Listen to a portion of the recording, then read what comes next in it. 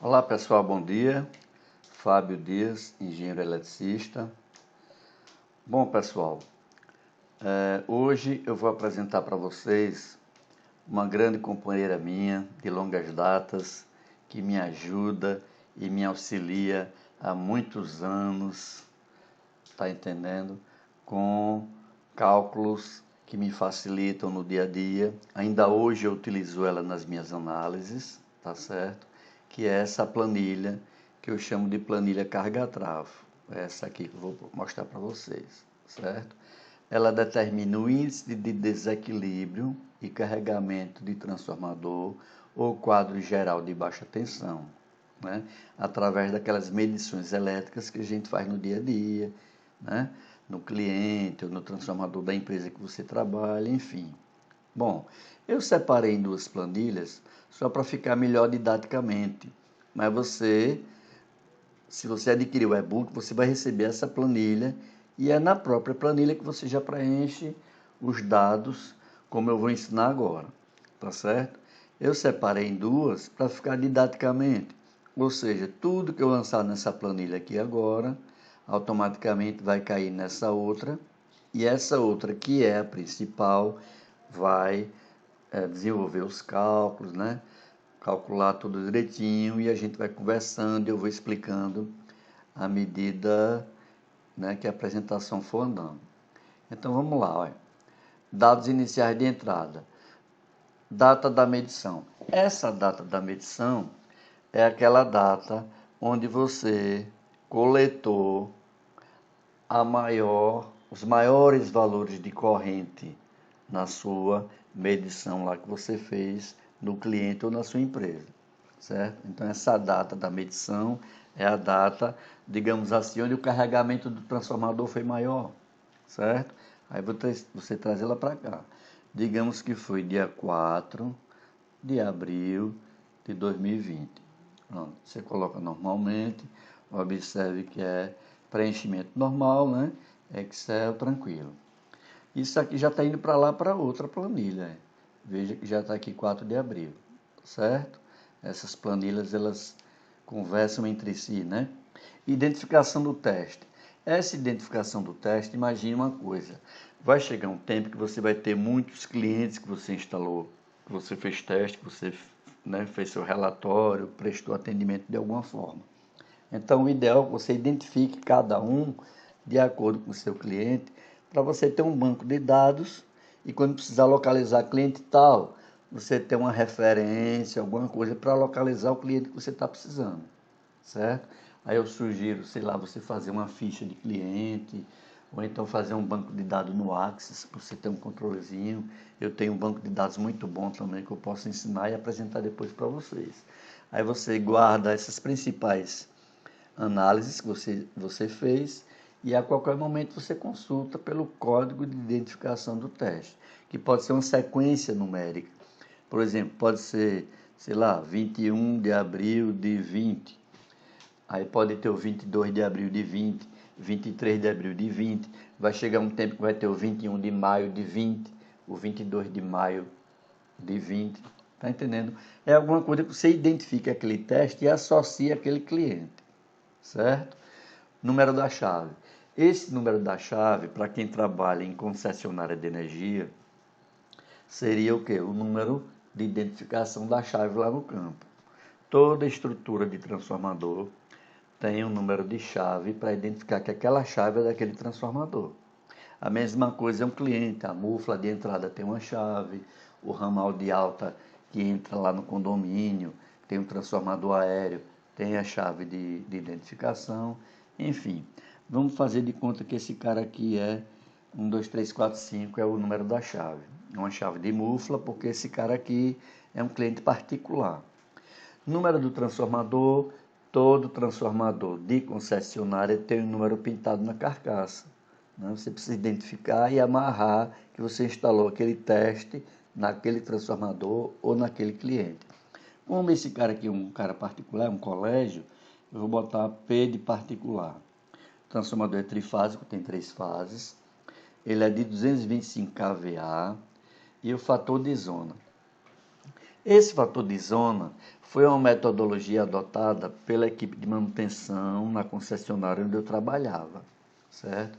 Isso vai servir para efeito de fazer balanceamento no circuito, caso o circuito esteja desequilibrado, certo? Então, eles consideravam dessa forma: 5 A para monofásico, 7 A para bifásico e 10 A para trifásico. Como é um colégio e é trifásico, eu vou colocar o fator de carga aqui 10, tá certo? O local de instalação. Para a questão de concessionária, é o endereço do transformador. Para cliente, é o nome do cliente, é o endereço do cliente, isso fica a seu critério. Eu vou colocar aqui Colégio San Marino, é só para título de exemplo. Fase neutra lá no cliente ou no transformador do cliente. Esse cara aqui é 127 volts. Número de fases é o número de fases, número de fases lá na baixa tensão, né? Esse aqui tem 3 fases, ele é trifásico. E agora vamos colocar umas correntes aqui do exemplo que eu peguei, só para vocês verem como é que o Excel lá na planilha vai calcular e quais são os resultados que a gente vai obter com isso. Corrente da fase A foi 549 amperes, corrente da fase B 567 amperes, corrente da fase B 510 amperes, certo? Veja que assim que eu coloquei a baixa tensão trifásico, 127 volts e a potência do transformador, que é 225 kVA, o Excel aqui já calculou a corrente nominal do trafo, certo? Essa corrente nominal significa dizer que um transformador de 225 kVA, para ele trabalhar com 100% da capacidade dele, ele tem que ter 590 amperes na fase A, 590 na fase B, 590 na fase C. Isso é a corrente nominal do transformador, é essa corrente que vem na placa do transformador quando ele vem de fábrica, certo?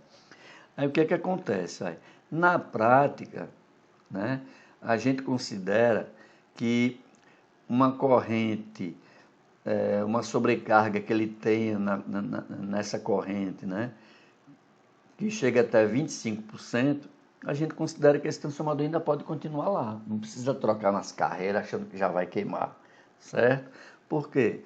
Porque essa corrente ela não é constante, ela não fica o dia todo nesse valor. Se ela ficasse o dia todo nesse valor, aí sim, compromete o equipamento, vai comprometer a rigidez de óleo, vai comprometer outros componentes internos do transformador e vai reduzir a sua vida útil, naturalmente, né? Então, como a gente sabe que essa corrente ela não é constante, ela é momentânea e depois normaliza, o transformador não precisa ainda ser trocado se ela chegar até o limite de 25%, certo? Mais para frente eu vou fazer um exemplozinho para vocês entenderem quando é que já precisa trocar o transformador, certo? As tensões, fase neutro na A foi 124, fase neutro na B foi 123, fase neutro na C foi 124. Pronto. De posse do preenchimento dessa planilha, agora a gente pode ir lá para outra, né? Que ela já trouxe todos esses valores para cá. E agora vamos analisar os cálculos que o Excel fez, como foi que ele fez, quais são as conclusões que a gente vai tirar com isso. Veja bem, dessas 3 correntes medidas, ele me calculou a corrente média, certo? E me calculou também um desvio, que é justamente através desse desvio que a gente vai ter condição de ver como é que está o desequilíbrio, né? Para ver se o circuito precisa ser balanceado ou não, tá certo? O que é esse desvio máximo? Esse desvio máximo é o seguinte, qual é a diferença da média para a fase A? 7 amperes. Qual é a diferença da média para a fase B? 25 amperes. Qual é a diferença da média para a fase C? 32 amperes. Só que tem o seguinte, reparem bem, na fase A está a mais da média, 7 amperes. Da fase B está a mais 25 amperes. Na fase C está menos 32 amperes. Então, a gente considera um desequilíbrio admissível até 15%, certo? Como deu só 5%, então o Excel já coloca que é um circuito equilibrado e que não é necessário balancear, certo? Se por um acaso esse desequilíbrio fosse maior que 15%, aqui ia aparecer desequilibrado, tá? E a sugestão de balanceamento que você vai escrever aqui, ó, é em função disso. Por exemplo, se esse fosse um caso desequilibrado, eu ia tirar o quê? Ó? 1 da fase A, 2 da fase B e colocar os 3 na fase C. Com isso, eu ia fazer o quê?